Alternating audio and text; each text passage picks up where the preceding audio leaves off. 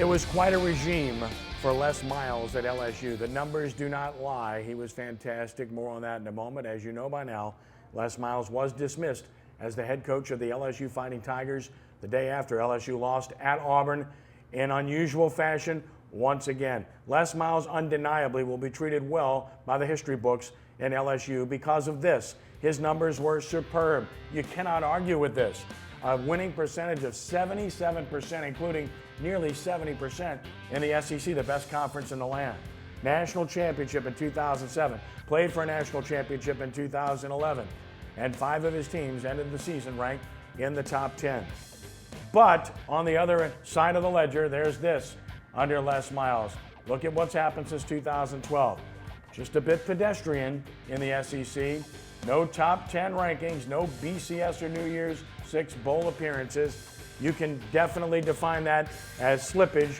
And the question is why and how you got to this point. Because if you look at rankings every year for recruiting classes, Les Miles recruited extremely well. And his LSU recruiting classes were near the top of the heap. Always top 10, sometimes top 5.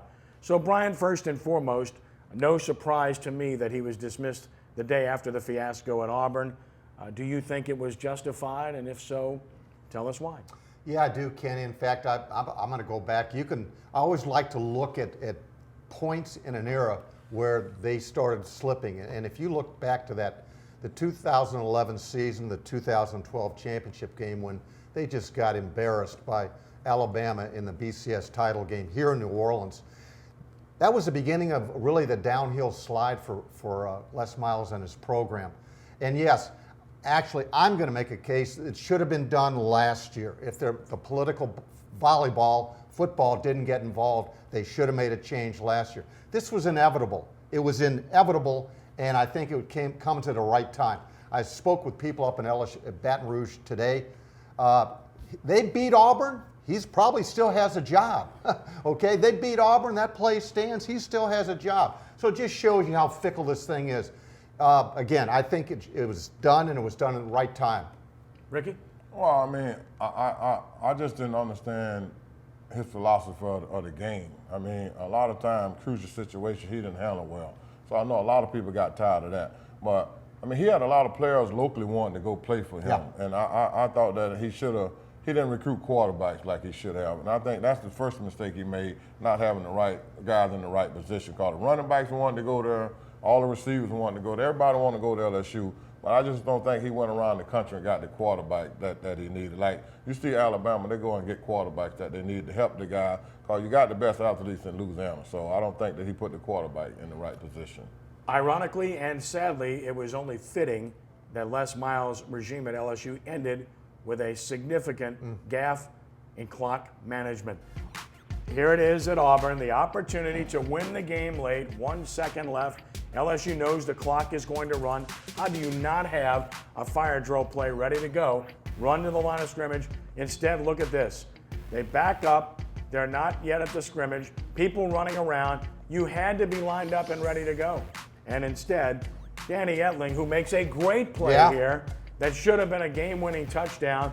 After the celebration, the euphoria turns to horror as LSU discovers it was after the clock expired, and clearly it was after the clock expired. I had a bigger problem with the play before that personally, but here's the end play again. Every coach, and I've talked to several coaches since this happened Saturday night, has a specific play for a situation like that. Line up and run the play without taking any time. Just snap the ball and go. How they can have this happen over and over again is beyond me. But the play before that, to waste nearly 20 seconds in a similar situation, is just, it's indescribable, Brian, and it's happened over and over again. I was going to say, Kenny, that picture we saw of Les on the sideline looking almost dazed and confused in the final fleeting seconds, and we have seen that develop over the last 4, 5, 6 years.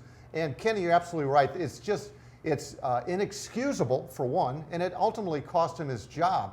And as that would have been a tremendous play had it stood. And, you know, Kenny, I agree with you on that one play, that the play leading up to the aborted play. But really, that whole drive, they did not do a good job of managing the clock throughout. And it has come back to really haunt him, and it ultimately cost him his job. dazed and confused. Sticking with the Led Zeppelin theme, the regime of Les Miles crashed like a Led Zeppelin. Couldn't resist.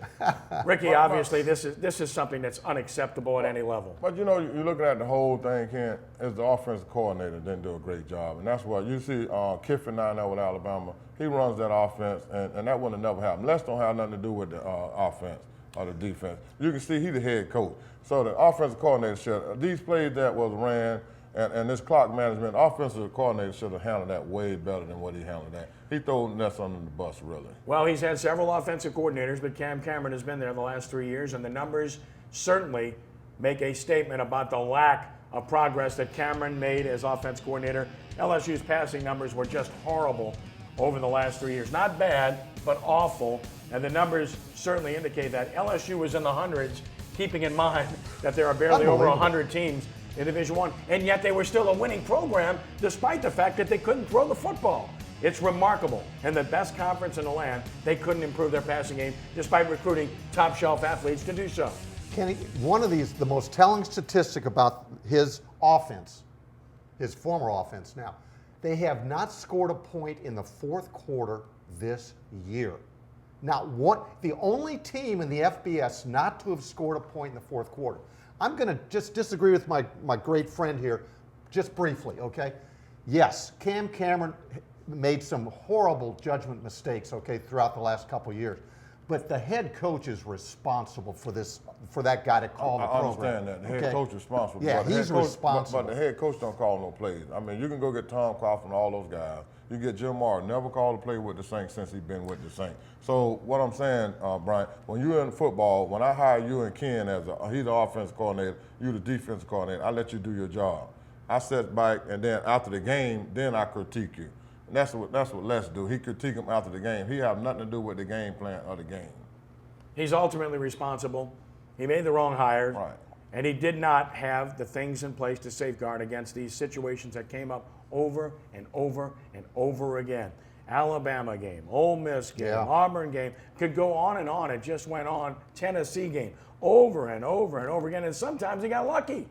Like against Auburn, Demetrius Byrd catches a touchdown with 1 second left. 1 second, as they took forever to run the play. Perfect throw by Flynn. Tennessee game, they got a reprieve at the goal line and scored. Unreal. So, again, you can't find fault with this decision made at this time. And obviously, we'll get into it in the hot seat segment about who, what, when, and why. But here's the deal. Ed Orgeron takes over now as the interim head coach. They have the perfect guy in place to take this job because he's done it previously at USC, and he's been an SEC head coach, and he's a Louisiana native, and he was your recruiting coordinator. All of those things are in place, and he's at the perfect stage of his career to handle this. This is a guy that fans really like, Louisiana people really like, good position coach. Obviously, the numbers over the years compute to him taking this job. What doesn't compute is that he wasn't successful at Ole Miss as a head coach, so he got better players there. Has he learned enough to maybe make himself a viable candidate moving forward? We'll see, but we'll talk about that later. But for now, Brian, this was a sound move to make. It's the right move to make, and you had the right guy in place to make this move in the middle of a season. Absolutely, and you know what? When you look at Les's legacy here, I think he'll be remembered kindly, as you said, Kenny. I agree with you totally. You know, the good far outweighed the bad as Les was forming his legacy over the years. But in the end, the bad outweighed the good. Les Miles did a lot of great things for the university, for his team, and for the state. And I think he'll be remembered for those things. But when it comes to winning football games, and not just 10 a season, you've got to beat the right football teams, and he didn't do it. Well, I mean, you know, like you said, they wanted to get rid of him last year, but they gave him a state thinking that this year would be a little different. But they see that, I mean, you're still making the same mistakes over and over and over. So it was time to move on. It really was. And the coach they got there now, I think he did it before. You know, he came in at USC. He didn't have a great season the rest of the season. I think he'll show you a lot better with the team than what Les them showed you. sportsNOLAtv is presented by Premier Nissan of Metairie, the #1 volume Nissan dealer in the state of Louisiana. Premier Nissan of Metairie at 6636 Veterans, home of the Nissan College Grad Finance Program and the lifetime powertrain warranty. Unlimited miles, unlimited time on every Nissan. You'll get a reliable and stylish new or used car at prices you can afford. Stop in to test your dream car or visit PremierNissan.net to shop their expansive inventory. Back to talk Saints Falcons when we return on Sports NOLA TV.